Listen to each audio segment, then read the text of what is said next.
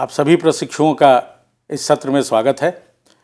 आज के इस सत्र में हम भारतीय शिक्षा की उस विकास यात्रा को समझने की कोशिश करेंगे जिसके वर्तमान में या जिसके आज में हम खड़े हैं।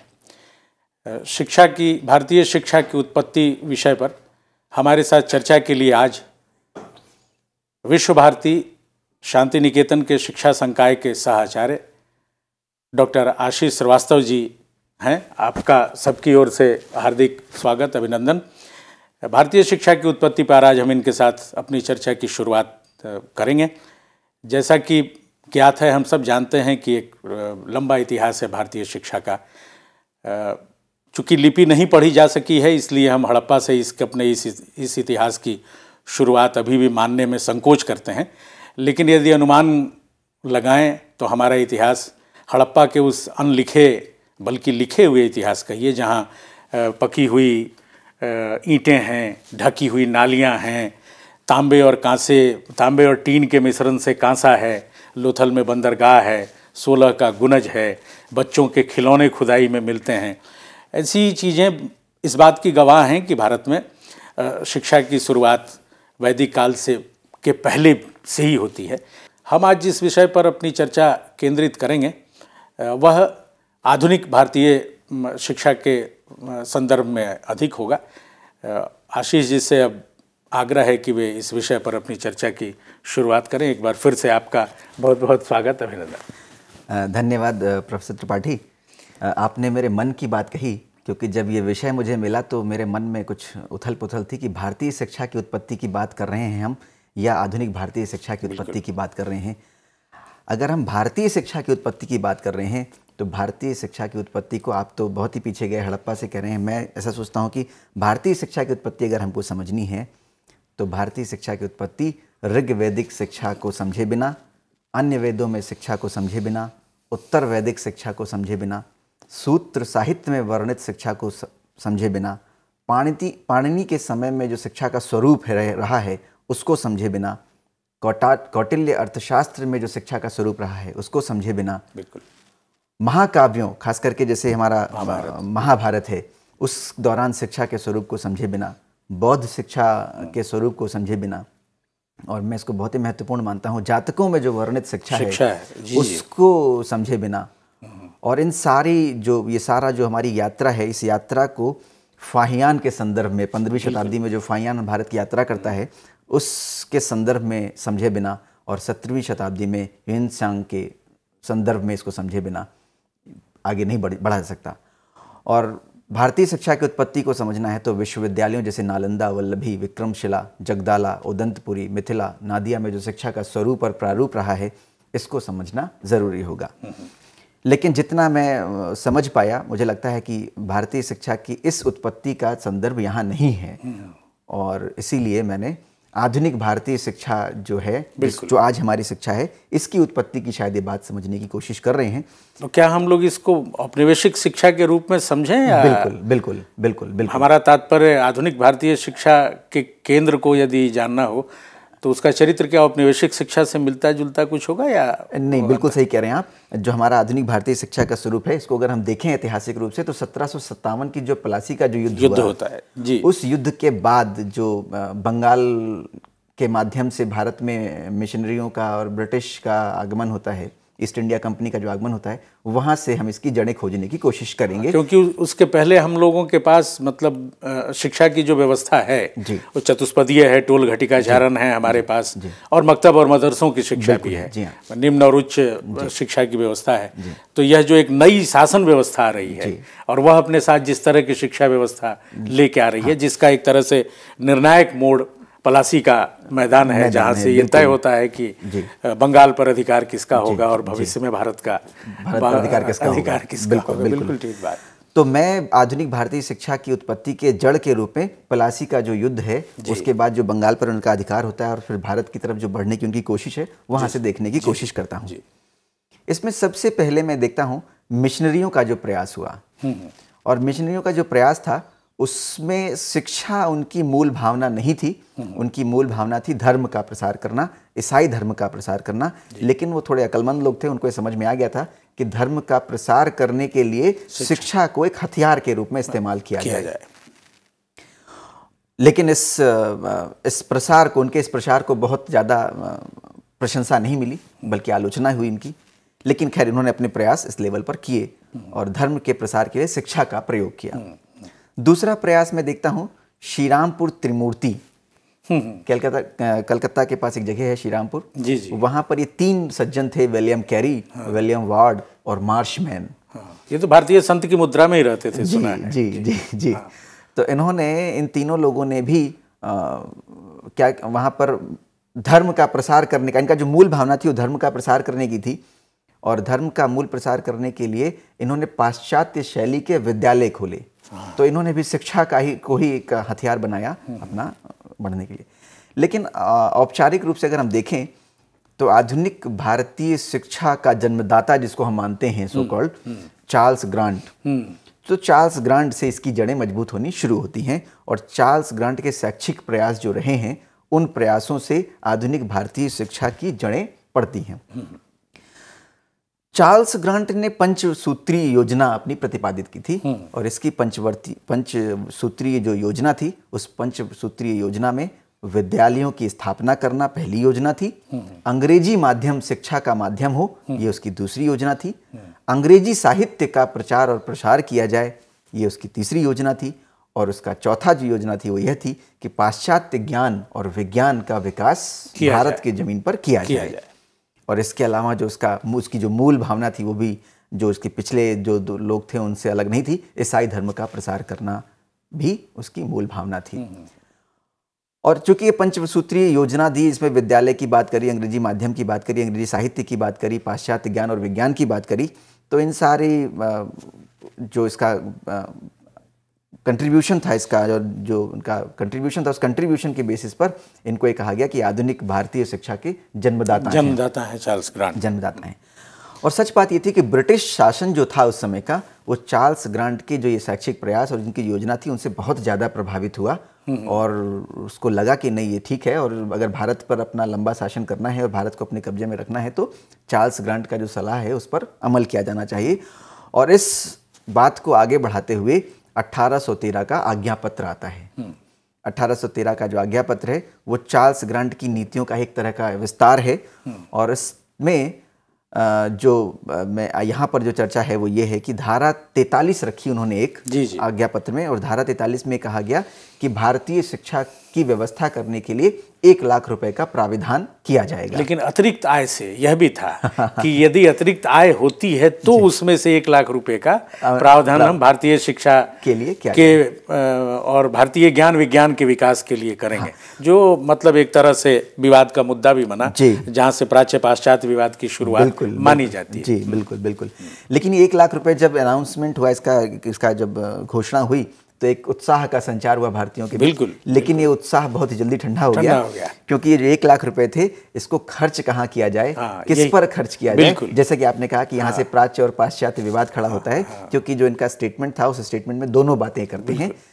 उन दोनों बातों में ये था कि जो भारतीय साहित्य है उसका उत्थान किया जाए और पाश्चात्य जो ज्ञान और विज्ञान है उस पर उसका भी उत्थान किया जाए। लेकिन नीति के अभाव से विवाद पैदा हुआ और इस विवाद से बहुत बड़ा विवाद निकला जिसको हम प्राच्य और पाश्चात्य विवाद के नाम से जानते हैं। मतलब ये था कि हम अपना जो है वो पढ़ें या उनका पढ़ें जो हमारे शासक हैं। ये प्राच्य पाश्चात्य विवाद को हम सामान्य ढंग से ऐसे समझ सकते हैं कि ये तय करना था कि हम जो पढ़ रहे थे या जो पढ़ते हुए आ रहे थे इसी को आगे जारी रखें या उनका जो कुछ है उसको महत्वपूर्ण मानते हुए उसे पढ़ें। लेकिन वो शासक थे हमारे, ईस्ट इंडिया कंपनी का शासन था उस समय, और ये विवाद भी ईस्ट इंडिया कंपनी के भीतर ही होता है। उन्हीं के यहाँ जो कार्यरत लोग हैं, आप 1815-13 के चार्टर पर यदि देखें तो उसके भीतर ही, ईस्ट इंडिया कंपनी के भीतर ही ये दोनों दल हैं। एक और भी स्वर था जिसे इतिहास ने नहीं सुना, और वह था देशज शिक्षा का स्वर। कुछ ऐसे भी लोग थे जिन्होंने कहा कि इस देश में तो अपनी प्रणाली है पूरी की पूरी जिसको सुरक्षित रखना चाहिए। आगे आप शायद जिसकी चर्चा करेंगे, एडम्स रिपोर्ट की चर्चा 1823 से लेकर और 33 तक जो बिहार बंगाल उड़ीसा में उन्होंने किया और पाया कि यहाँ हर 1 से 15 विद्यार्थी पर एक शिक्षक जी। और लगभग 1 लाख विद्यालय थे जी। तो देशज व्यवस्था एक थी हमारे यहाँ। लेकिन यहाँ से जो शुरुआत होती है 13 से 23 तक का काल, फिर 33 का काल, फिर मैकाले का आना बड़ा महत्वपूर्ण है। तो जो हमारी जो उपलब्ध साहित्य है उसमें 1813 के बाद का जो काल है, उस काल को एक तरह से हटा दिया गया है और मैकाले को ही सीधे हम मानते हैं। बिल्कुल ठीक बात है। और 1834 में मैकाले भारत आता है, एक विधि विशेषज्ञ के रूप में, विधि सदस्य के रूप में आता है। और मैकाले को ये जिम्मेदारी दी जाती है कि वो जो 1813 में जो धारा 43 है उसका अध्ययन करे और उस पर उसकी क्या राय है, उस राय को वो हमारे साथ शेयर करें। सही बात। मैकाले ने धारा 43 का अध्ययन किया और मैकाले बहुत ही चतुर और विद्वान भी और अपने विषय से प्रेम करने वाला। ये समझना चाहिए, आज जब हम जिस समय में बैठे हैं हमें ये मानना चाहिए कि मैकाले अपने विषय से, वो अंग्रेजी का विद्वान था जी, तो इसलिए अपने विषय से प्रेम करता था और वो चाहता था कि उसका विषय आगे बढ़े। बिल्कुल। और सत्ता वर्ग का प्रतिनिधि था वो जी। और अपने विषय के प्रति प्रेम करता था, अपने विषय को उसने आगे बढ़ाया। और मैकाले को ऐसे समझने की जरूरत है। बिल्कुल सही कह रहे हैं आप। तो मैकाले ने सबसे पहले तो 1 लाख रुपए का जो विवाद था उसको सुलझाया और सुलझाने की प्रक्रिया में एक लाइन में उसने सलाह दे दी कि ये जो 1 लाख रुपए हैं इसको खर्च करने की जो फ्रीडम है, इसकी स्वतंत्रता है, वो गवर्नर जनरल के पास होगी। वो जैसा चाहें, जहां चाहें खर्च कर सकते हैं। दूसरा, मैकाले ने भारतीय शिक्षा को बहुत ही हेय दृष्टि से देखा और हर कदम अगर आप देखें मैकाले का तो वो भारतीय शिक्षा, भारतीय परंपरा, भारतीय प्रणाली की आलोचना करता है और अंग्रेजी को सर्वोपरि मानता है और ये कहता है कि अंग्रेजी को शिक्षा का माध्यम होना चाहिए। और साथ ही साथ वो ये भी कहता है कि उसमें बहुत सारे भारतीय भी थे जो अंग्रेजी शिक्षा की मांग कर रहे थे ब्रिटिश से। बिल्कुल कर रहे थे। तो उन्होंने उसको ये मौका मिला और उसने कहा कि भारतीय भी अंग्रेजी माध्यम में शिक्षा चाहते हैं। बिल्कुल ठीक। और इसीलिए अंग्रेजी को भारतीय शिक्षा का माध्यम बनाया जाए। भारतीय साहित्य का तिरस्कार किया क्योंकि उसने भारतीय साहित्य पढ़ा ही नहीं था ना। उसको मतलब समझ ये बनी कि भारत में तो नमक के पहाड़ और शहद के समुद्र होते हैं, तो उसने इतना ही भर पढ़ा था। भारतीय साहित्य को या हमारी जो विरासत थी उसे पढ़ने की क्षमता वास्तव में मैकाले के पास थी नहीं और हम इसकी अपेक्षा उससे नहीं कर सकते थे। इसलिए उसके पास और कोई शासक क्या करेगा भाई। बहुत सामान्य सी बात है कि हम इनकार करने के लिए, नकारने के लिए कोई ना कोई रास्ता तलाशते हैं।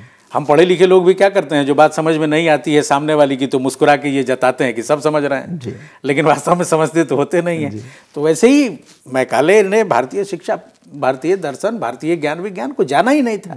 कुछ मोटी 2-3 बातें पकड़ ली और उन्हीं बातों के सहारे इस निष्कर्ष पर इसलिए पहुंच सका क्योंकि वो सत्ताधारी वर्ग का व्यक्ति था और उसने कह दिया कि भाई भारत में तो कोई ज्ञान विज्ञान जैसी कोई चीज़ ही नहीं है। यहाँ तो जो कुछ है सब पश्चिम के किसी एक पुस्तकालय की एक अलमारी में रखने लायक है। बिल्कुल। ऐसे वक्तव्य उसने दिए और कमाल ये है कि आज भी हम भारत के लोग उसको ढो रहे हैं, मैकाले को ढो रहे हैं। सही है।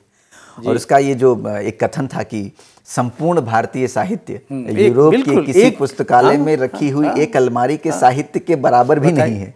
उसने वह इतिहास जाना ही नहीं कि कितने महीनों तक नालंदा और विक्रमशिला के पुस्तकालय जलते रहे। बिल्कुल। तो जितना जल गया उससे ज्यादा शेष बचा हुआ था इस देश के पास। इसलिए तो उस मैकाले का की जो मूल मंशा थी वो ये थी कि अंग्रेजी को शिक्षा का माध्यम बना करके रंग और रूप में भारतीय लोगों को सोच में अंग्रेज बना दिया जाए ताकि जो ब्रिटिश शासन है उस शासन को भली भांति तरीके से चलाया जा सके। सही बात। मैकाले के बाद जो अगला पड़ाव है वो है वुड का घोषणा पत्र और यहाँ से थोड़ा थोड़ा सुधार आना शुरू हुआ क्योंकि भारतीयों की मांग बढ़ती गई, उनका संतुष्टिकरण बढ़ता गया।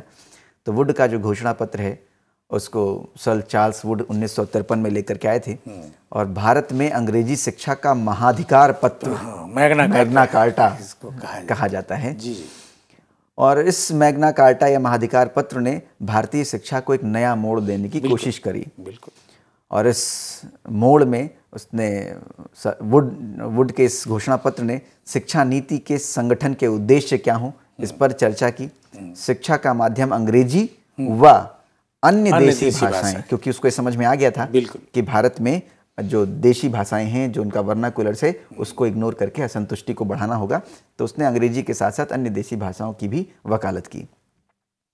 इसके अलावा सहायता अनुदान प्रणाली पर चर्चा हुई इस घोषणा पत्र में। सरकारी संस्थाओं में स्वैच्छिक धार्मिक शिक्षा, क्योंकि उसको समझ में आ गया था कि धर्म को लेकर के भारत में यहाँ छेड़छाड़ करना उचित नहीं है, इसलिए उसने सरकारी संस्थाओं में स्वैच्छिक धार्मिक शिक्षा की वकालत अपने इस घोषणा पत्र में की।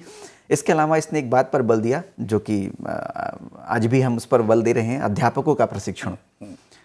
अब उनकी जो मंशा और फ्रेम होगा वो तो डिफरेंट होगा निश्चित रूप से, लेकिन अध्यापकों के प्रशिक्षण पर उसका बल रहा।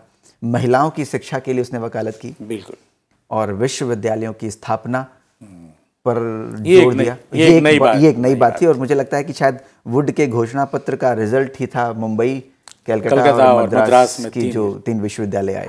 लेकिन ये विश्वविद्यालय भारतीय तर्ज पर नहीं थे। नहीं, यहाँ बिल्कुल, क्योंकि भारत के जो प्राचीन विश्वविद्यालय थे वो अध्ययन अध्यापन के केंद्र थे, लेकिन लंदन विश्वविद्यालय जो था वो सिर्फ परीक्षाएं संचालित करने वाला विश्वविद्यालय था। बिल्कुल। तो आरंभ में आया हुआ कलकत्ता विश्वविद्यालय हो या मद्रास विश्वविद्यालय हो या मुंबई विश्वविद्यालय हो, ये तीनों ही विश्वविद्यालय सिर्फ परीक्षा संचालित करने वाले विश्वविद्यालय की एजेंसी बन गई है। और 2 चीजें और इसने स्थिर कर दी एक तरह से भारतीय शिक्षा में उस डिस्पैच ने, कि एक तो भारतीय शिक्षा का स्तरीकरण किया जी, वो प्राथमिक माध्यमिक कॉलेज और विश्वविद्यालय वाला, और अनुदान सहायता अनुदान प्रणाली की एक दो बातें कि 90 पैसा तुम्हारा 10 पैसा मेरा जी।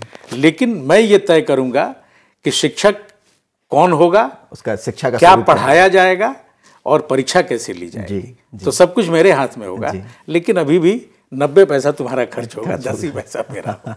ये बड़ा अच्छा काम वुड्स ने किया। और जन शिक्षा के प्रसार पर भी इनका जोर रहा, जन शिक्षा के प्रसार पर। वुड के घोषणा पत्र के बाद अगर हम अगला पड़ाव देखें तो स्टेनली का आज्ञा पत्र आता है, और स्टेनली के अब धीरे धीरे उत्तरोत्तर हम सुधार देखने की कोशिश, मतलब हमको दिखाई पड़ेगा। स्टेनली के आज्ञा पत्र में पहली बात ही कहता है कि सरकार प्राथमिक शिक्षा का दायित्व अपने ऊपर ले जी, और इसका बहुत महत्व भी रहा और इसका बड़ा प्रभाव पड़ा। इसके अलावा उसने सहायता अनुदान प्रणाली को ये कहा कि सहायता अनुदान प्रणाली जो है वो माध्यमिक और उच्च शिक्षा तक सीमित रहे, प्राथमिक शिक्षा को राज्य अपना क्षेत्र संचालित करे। लेकिन उसने एक बात जोड़ी और ये कहा कि प्राथमिक शिक्षा के लिए जहां जरूरत हो और जहां किया जा सके उसके लिए स्थानीय कर का प्रावधान किया। इसने भी अध्यापकों के प्रशिक्षण पर बल दिया। स्टेनली के आज्ञा पत्र के बाद जो अगला पड़ाव है वो है भारतीय शिक्षा आयोग, जिसको हम हंटर आयोग के नाम से जानते हैं। पहला आयोग है, भारतीय शिक्षा के इतिहास में ये पहला आयोग दिखाई देता है, जिसको भारतीय नाम से संबोधित किया, भारतीय शिक्षा आयोग जी। और मुझे लगता है कि शायद अब तक ब्रिटिश शासन को समझ में आ गया था कि देशी भाषाओं को अगर हम इग्नोर करेंगे तो ये हमारे लिए हितकारी नहीं होगा।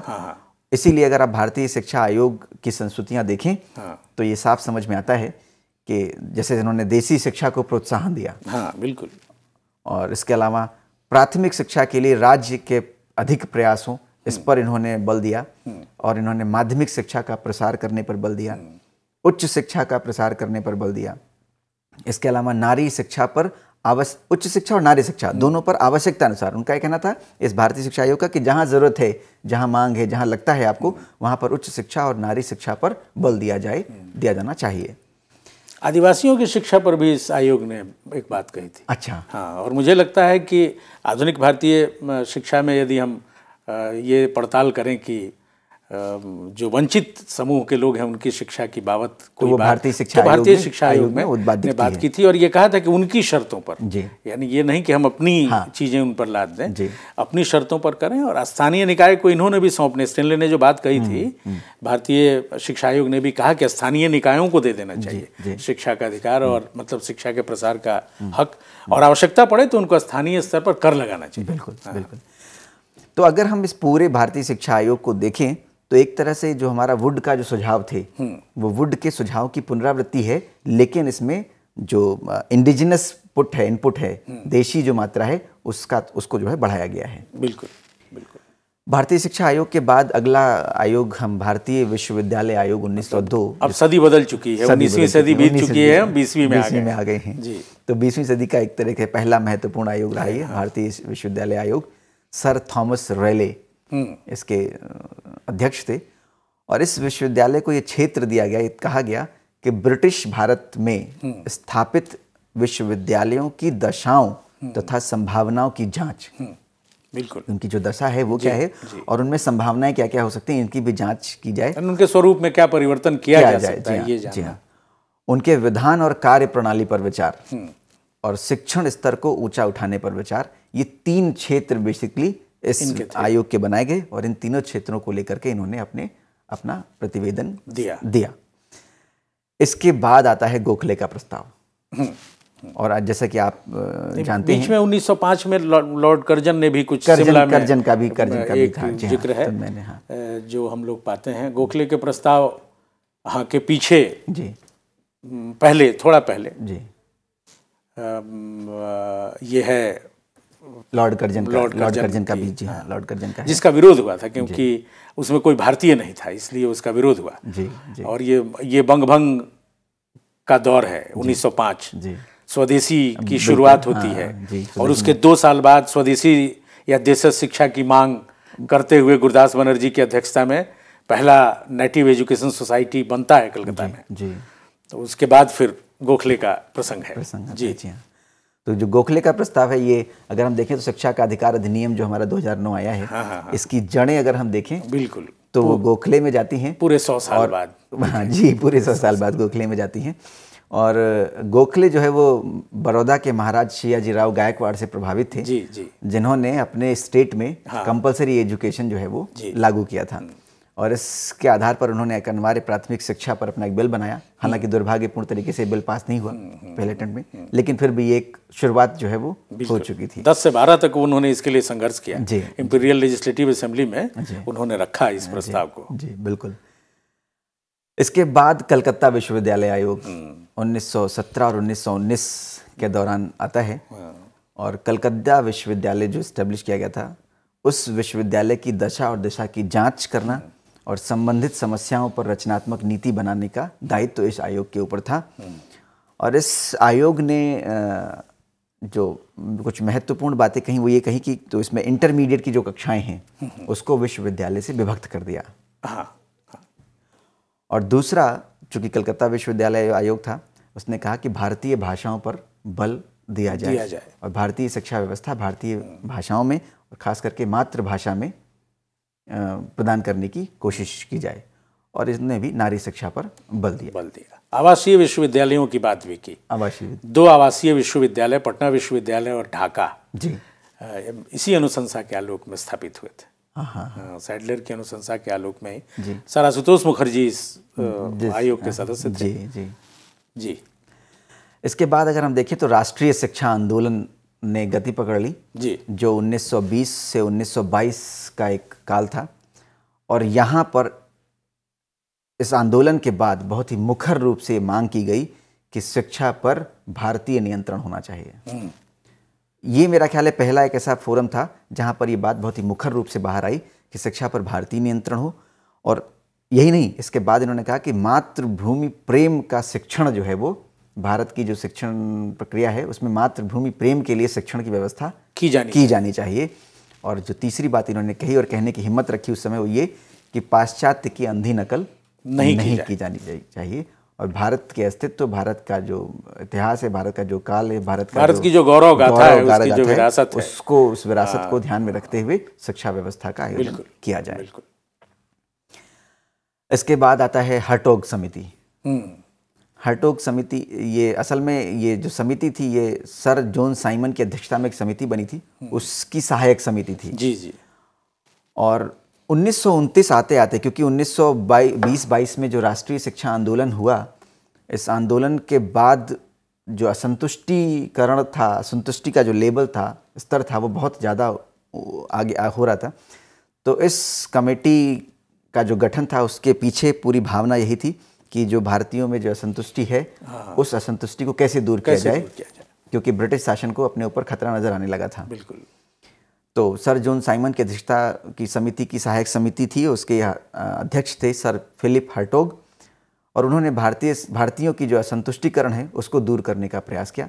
और मुझे लगता है कि शायद ये पहली ऐसी समिति थी जहाँ पर शिक्षा में जो मात्रात्मकता थी उस पर बल ना दे करके गुणात्मकता पर बल दिया। बिल्कुल सही बात, गुणात्मकता पर बल दिया। और उसके बाद अगर आप देखें तो एबर्ट वुड प्रतिवेदन आता है एबट बुट प्रतिवेदन 1935 के आसपास है ये। और इसमें इसके दौरान केंद्रीय शिक्षा सलाहकार बोर्ड का पुनर्गठन किया गया, केब का। और इस दौरान इस पूरे काल में जो शिक्षा व्यवस्था दी जा रही थी उसके कारण बेरोजगारी बहुत ज़्यादा स्तर पर आ गई थी। तो ये जो प्रतिवेदन है, इस प्रतिवेदन में बेरोजगारी की दृष्टि से शिक्षा का पुनर्गठन, व्यावसायिक शिक्षा को इन्होंने बिल्कुल बल तो दिया। हाँ, क्योंकि शिक्षा जो है रोजगार से अगर कनेक्ट नहीं कर रही है, जोड़ नहीं रही है, तो वो ठीक नहीं है। तो बेरोजगारी की दृष्टि से शिक्षा का पुनर्गठन किया। और इसमें इनको एक और श्रेय जाता है, वो ये है कि सामान्य शिक्षा में जो स्तरीकरण हुआ था उसको इन्होंने एक फ्रेम प्रदान किया। और सामान्य शिक्षा की जो क्षेत्र था उसमें जो अवधि का निर्धारण था, इन्होंने 4 साल की प्राथमिक शिक्षा, 4 साल की माध्यमिक शिक्षा, 4 साल की उच्च माध्यमिक शिक्षा और 3 साल की स्नातक शिक्षा का प्राविधान इन्होंने किया था। और इस पूरे प्रतिवेदन का, जैसे कि आपने भी कहा, इस पूरे प्रतिवेदन का जो महत्वपूर्ण अंग था वो ये था कि तकनीकी और व्यावसायिक शिक्षा पर बहुत अधिक बल दिया गया, क्योंकि बेरोजगारी की समस्या को हल करने का प्रयास भी देखना था, करना था इन लोगों को। इसके बाद आता है बेसिक शिक्षा, वर्धा शिक्षा सम्मेलन। और इस सम्मेलन, वर्धा शिक्षा सम्मेलन का जो एक आकर्षण बिंदु था, वो ये बिंदु ये था कि उसमें महात्मा गांधी ने शिल्प पर आधारित बेसिक शिक्षा योजना जो थी उनकी, उसका प्रस्तुतिकरण 1937 में उन्होंने वर्धा में किया था। अभी बड़ा दुर्भाग्यपूर्ण विषय है कि बाद में हम आज़ादी के बाद इस शिक्षा के स्वरूप को अपने देश में नहीं इम्प्लीमेंट कर पाए, और शायद उसके परिणाम भी हम देख रहे हैं कि 70 साल के बाद भी हम गोल गोल सी भूमिका में ही हैं। और फिर वर्धा सम्मेलन के बाद हम सार्जेंट योजना देखते हैं। सार्जेंट योजना में द्वितीय विश्व युद्ध के बाद की जो परिस्थितियां हैं, उन परिस्थितियों के अनुरूप शैक्षिक पुनर्निर्माण के लिए केंद्रीय शिक्षा सलाहकार बोर्ड ने एक योजना बनाई, क्योंकि द्वितीय विश्व युद्ध के बाद पूरी परिस्थितियां बदल गई। तो उन परिस्थितियों को ध्यान में रखते हुए शैक्षिक पुनर्निर्माण के लिए जो ये योजना बनी, इसको सार्जेंट योजना के नाम से हम जानते हैं। और ये जो सारी जो प्रक्रिया आ रही है, इस सारी प्रक्रिया से आधुनिक भारतीय शिक्षा जो हमारी है भी, इसको कहीं ना कहीं एक दिशा और दशा मतलब इन्होंने, सार्जेंट ने उत्तरोत्तर, मतलब युद्धोत्तर, युद्ध के बाद के 40 वर्षों को ध्यान में रखकर और एक शिक्षा योजना प्रस्तुत की। हो सकता है कि तब ये बहुत साफ नहीं था कि भारत अगले 3 साल के बाद आज़ाद होने वाला है, क्योंकि जो बुनियादी शिक्षा की संकल्पना थी, गांधी की वर्धा योजना, डॉक्टर जाकिर हुसैन की अध्यक्षता में जो रिपोर्ट आई थी, जिन राज्यों में कांग्रेस की सरकार थी उसे वहाँ लागू किया गया था। और पहले का भी अनुभव था। महात्मा गांधी के पास 2 विद्यालयीय अनुभव थे। मतलब यदि आप अफ्रीका के टॉल्स्टॉय फार्म के उनके अनुभव को छोड़ दें, तब भी 1917 में उनके किए 2 प्रयोग, जिसे हम सीधे बुनियादी शिक्षा नहीं कह सकते, चाहे वो पूर्वी चंपारण बिहार का बड़हरवा लखनसेन का उनका केंद्र हो, या भितिहरवा पश्चिमी चंपारण का केंद्र हो, इन दोनों स्थानों पर कौशल प्रधान था। मतलब वो इसमें विश्वास रखते थे कि सीखने का या जानने का माध्यम किसी न किसी कौशल को बनाया जाना चाहिए। फिर 1921 में जब असहयोग आंदोलन चलता है, शुरू होता है, तो उस समय एक बहुत महत्वपूर्ण बात कही गई थी कि आप सरकारी संस्थाओं का विरोध कीजिए। लेकिन यह समझ तब के लोगों को थी कि यदि बच्चे या पढ़ने वाले विरोध करते हैं तो जाएंगे कहाँ, तो उनकी पढ़ाई बाधित न हो, इसके लिए राष्ट्रीय विद्यालयों की एक श्रृंखला तैयार की गई। और इस श्रृंखला को 3 विद्यापीठों से जोड़ा गया, गुजरात विद्यापीठ, बिहार विद्यापीठ और काशी विद्यापीठ। ये तीनों ही 1921 में बने और इनसे राष्ट्रीय विद्यालय जुड़े हुए थे। तो हमारे पास जो देशज शिक्षा का अनुभव था, वो रुक रुक के ही सही, लेकिन अपना स्वरूप बीच बीच में निखारने की कोशिश कर रहा था। और बुनियादी शिक्षा तक आते आते तो बात बहुत साफ हो चुकी थी, और सार्जेंट ने उसकी बहुत सी अनुशंसाओं को मान लिया था। उन्होंने स्वीकार किया है उसको। और बुनियादी शिक्षा का जो केंद्र था, उसमें एक बात तो बहुत ही ठीक थी कि उस शिक्षा ने एक बार फिर से भारतीय शिक्षा की जो खोई हुई चीज़ थी, वह थी इसकी एकाग्रता और लयात्मकता। हमारी भारतीय शिक्षा की जो शक्ति थी, एकाग्रता और लयात्मकता, ये दोनों गायब थी। औपनिवेशिक शिक्षा ने बड़ी ही चालाकी के साथ इन दोनों को भंग किया जी। अब यूं कहने वाले कहते रहें कि बुनियादी शिक्षा में चरखा और तकली चला के हम आगे नहीं जा सकते थे, लेकिन देखिए चरखा और तकली एक बीम था उस सीखने का जिसमें आप किसी भी क्षेत्र विशेष में उस क्षेत्र के सबसे मजबूत आदमी को खड़ा कर दीजिए और उस क्षेत्र के सबसे कमजोर आदमी को बिठा दीजिए और दोनों को कहिए कि भैया चरखा काटो। तो जो सबसे मजबूत आदमी है, यदि उसका ध्यान भंग हो जाता है तो चरखे की सूत टूट जाएगी। बिल्कुल सही कह रहे हैं आप। तो यानी चरखा या तकलीफ की पहली मांग है कि आप एकाग्र होइए। आधुनिक भारतीय शिक्षा में जो औपनिवेशिक शिक्षा का क्षाड़न है, इसमें ऐसे एकाग्र होने के क्षण ढूंढने पर भी नहीं मिलेंगे। बिल्कुल सही कह रहे हैं। अब जो एकाग्रता आती है वो यहाँ कहने में कठिनाई है कि जहाँ सर्वाधिक एकाग्रता आधुनिक भारतीय शिक्षा देती है वो यहाँ रेखांकन के योग्य नहीं है। और लयात्मकता, आप तकली और चरखे को चलाइए, सूत कातिए तो एक लय बद्धता है उसमें। और हमारी शिक्षा तो लयात्मक रही ही है। बच्चों के लय के साथ जुड़ जाना, भाई क्यों हमें आज तक बचपन में बिना किसी प्रयास के पढ़े हुए 15 का पहाड़ा याद है और 17 और 19 का क्यों भूल गए?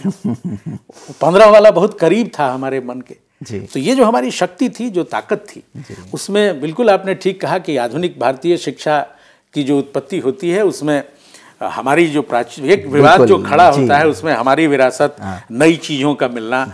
और आज हम एक ऐसे स्थान पर खड़े हैं जहां हमें यह तय करना है कि हम अपनी विरासत को एक बार फिर से किस तरह अपनी शिक्षा व्यवस्था में शामिल करें। यहाँ आने के लिए आपका बहुत बहुत धन्यवाद आशीष जी।